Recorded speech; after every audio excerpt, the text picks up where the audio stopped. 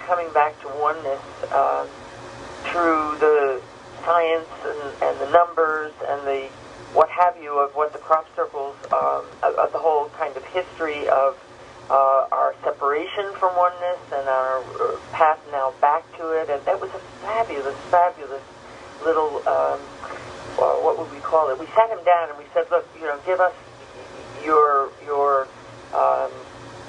show, so to speak. He kind of has this body of communication that he does, and he's, sitting at the computer and showing us diagrams and what have you. And it was a wonderful, wonderful trip through the crop circles back to oneness.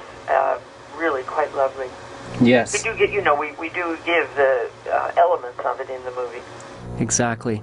And I think also what I was alluding to with this cyclical movement is it's mimicked throughout history in a number of indigenous cultures, and here we are again with, for lack of a better way of saying it, easier or nicer, the collapse of capitalism, because it just doesn't work anymore. So everything's coming full circle. I want to talk about your movie here, What on Earth? It was the winner of the Best Feature Documentary at the UFO Film Festival and was the official selection of the LA Femme Festival, or La Femme Festival, I like to call it. So the movie basically chronicles your interactions in England with members of the community, from scientists to philosophers to farmers and whatnot, who have been touched by the phenomena. It deals with how our scientific materialistic worldview hampers serious investigation, which we kind of touched on there for a second earlier about media and smearing the idea of the unexplained. You state that knowing how the circles come from another intelligence would help us think as a planet and solve the problems that challenge us now. I've noticed on the link that you sent me for the movie, Suzanne, that you have a John Mack lecture up there and a segment in the movie as well, or a couple segments where John's in there. And for all you in Radioland, John Mack was a professor of psychiatry at Harvard. He was an MD, a Pulitzer Prize winner, a million other things on his curriculum vitae. But most importantly, he was the man at the forefront of the abduction phenomena as a reality and the nature of dualism. Suzanne, do you make connections, or did you, when you made this movie, about the nature of being immersed in the physical world and non-physical states in a predominantly physical world, and the nature of the crop circle phenomena in regard to John Mack? Like, I guess what I'm trying to say is, do you believe that crop circles are created by processes that are both physical and non-physical, and did Mack's work influence your conclusions? Well, let's just say a word about John Mack. He was one of the great beings of all time, in my book, and in everybody's book. Exactly. He was unfortunately killed by a drunk driver within a couple of weeks after he delivered a major speech at the major crop circle conference. Incredibly unfortunate. He had gone to England to be the kind of outside guest speaker. They always have somebody from a related field at this big conference. And he didn't know anything about the circles.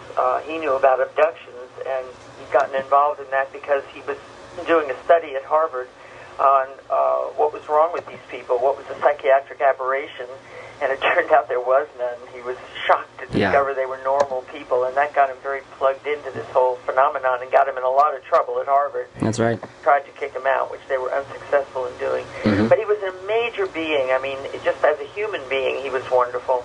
And if you got on the website and saw the memorial things to him, they were staggering with people's appreciation of him. I, too, was a huge fan of his. In fact, the day before I left for my first film, I was on a 10-week shoot on the Crop Circle's Quest for Truth, the 2002 film, which I was the executive producer on. I'm not the filmmaker of that one. It isn't really my film. It's the filmmaker's film. But the day before I left for the 10-week shoot, I had a fundraiser for John Mack at my house. Wow. I couldn't resist when I was offered it. I thought, oh my God, I'm leaving for 10 weeks the next day. How can I do this? But I just couldn't resist because he was such a hero of mine. And so I A Passport to the Cosmos, a fabulous second book he wrote. Abduction was the first, which became a huge bestseller. Yeah. And it's so philosophical about, what could these things be? There's something going on, and, it's common to all these people's experience. And what is that in the being? And what is that in the psyche? And what is that in our fundamental makeup? And what is being tapped? And what is the reality of how corporeal it is, or how abstract it is. Or it's such a Passport to the Cosmos is so fabulous for making you think about all of these things and all of these deeper realities. And so, in that sense, I was just a devotee of John Max. Yeah. And I was so happy that we filmed that talk that we cut into the film. We have a bit of other stuff of him in there, but we're the only ones who had that film, and you'll see bits of it. It was one of the best talks I've ever heard. Yeah. He was so enthralled by the crop circle phenomenon. He had no idea that he was going to be so moved by it. And in fact, the last line of the movie, let's see, is it a spoiler if I say? Well, I probably not, because people won't remember. They'll see the movie. They're going to see this movie regardless if they're right. listening to this show. The most astonishing crossover from the other dimension in the history of the human race, and that was a speech that he rewrote. That was a line from the speech. Wow. He rewrote it for a couple of hours before he got on stage, because he hadn't planned on doing that speech when he came over. He didn't know he was going to be so moved by this whole situation. Yeah. So, who knows where they're coming from? We have science fiction.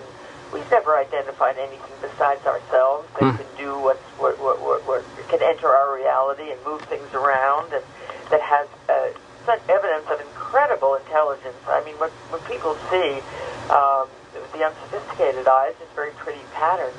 But if you look with the sophisticated eye, or read what the people write who have sophisticated eyes, there is such intelligent encoding in these, both mathematical and otherwise, geometric and otherwise. People from all different disciplines will say, "Oh, that's a formula for Euclidean geometry." For energy, or yeah. They can see the relationships and what it is that's being expressed geometrically, essentially, or whatever way the translation is being made of how intelligence is encoded, and there are other ways. But it's fortunate that we have people from people who are highly gifted from different fields of endeavor who pay attention to the circles, and then actually your listeners should pay attention to a website. It's cropcircleconnector.com. It's my website. Great. It's the website where, in the height of season, which is where we are now, kind of coming to an end actually, but really they're coming in fast and furious. Every formation will get a page, and on that page, all of these people who have perceptions from all these different disciplines will send in their analyses. And you read, it's just stunning. In fact, if you get on my blog, theconversation.org, I give you a hint of one of them. It's one of the most recent posts. So if you scroll down, maybe the second one now, I don't know when people will be listening to this, but Tesla is in the headline of the post. Nice. And I put it in there just to show people what you don't understand or see when you just look at pretty patterns, to give them an idea of how much information is being conveyed. Now, I'm tempted to answer a question you haven't asked. Do you mind if I do that? Please, by all means. What are we supposed to get from that information? Yeah. So they're not giving us, this solves this problem, this solves that problem. They're not giving us formulas for our salvation. They're giving us, I believe, now we're speculating here, I know the information is there, but why? Why are they doing that? And people say, well, like hieroglyphics, when we get all the coding figured out, we'll get the message, or like a jigsaw puzzle. When we get all the pieces, we'll know what they're saying. No, they're saying a lot. Yeah. And why are they saying so much? I think for one reason only, to tell us that there is other intelligence. Because once we realize that, we will change everything. Our systems will change, our perception will change, and our systems will change. And I think that is what this benevolence that's out there, that's ahead of us, is trying to deliver to us, a way that we can rethink ourselves.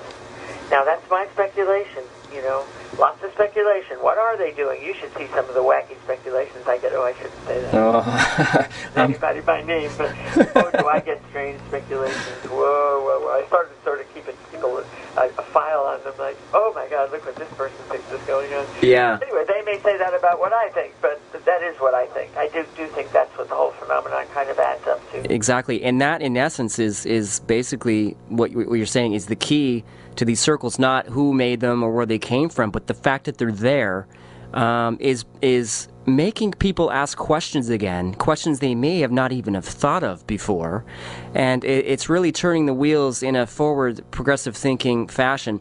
Maybe later the answers will come, but right now, like you say, the message is in the medium. Well, it's opening people's minds, and then, you know, if in fact it were ascertained that definitively, like in headlines, even though we can't really believe the press, but if the whole world press said, we are being visited, contact has been established, we would be in one conversation here on Earth. It would be, what's going on? What should we do about it? And it wouldn't be today's news. It would be permanent. It would be the big thing going on. It wouldn't go away. We would know that, oh my gosh, something is engaging with us, and we would be speculating. We would be trying to perceive. We would be trying to see through the veil.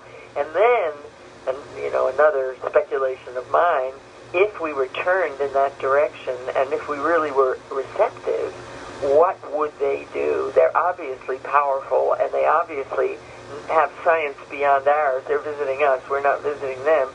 What could they deliver to us that a species that is resistant to them would not accept? People say, well, why don't they land on the White House lawn, for heaven's sake? Well, we'd probably shoot them.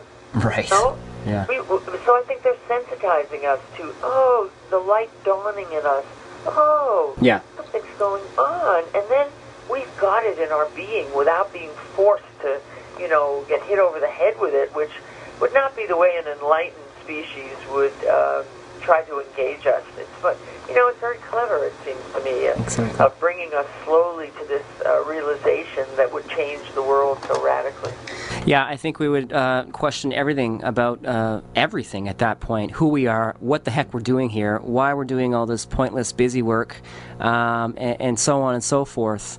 This is where I have the problem with the speculations that Stephen Hawking made recently about these advanced sentiences, or beings rather, coming here being malevolent, and be careful. And although that is a possibility, you can't base everything on the self, on our own human species, because we have no idea what's capable out there. Secondly, they have no reason, there's no evidence to show that they are malevolent, because it seems from the historical record that they've been here forever. And if they wanted us gone, we'd be gone. Right on. That's a wonderful thing. You should be being interviewed. That was really right on. I'm with you on all of that. And, but I'd say one more thing about Stephen Hawking's movement, which first, of course, shocked us. What?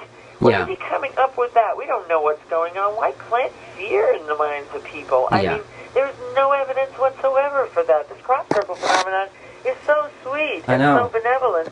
Not to mention what you said. God, they could have blown us up, eons ago. They don't do that. So, what is this? If they wanted to invade us, well, hey, the other thing, though, to say about what Stephen Hawking said, see, it's funny from this perspective of the crop circles, where, as we are planted, those of us who are so devoted to them and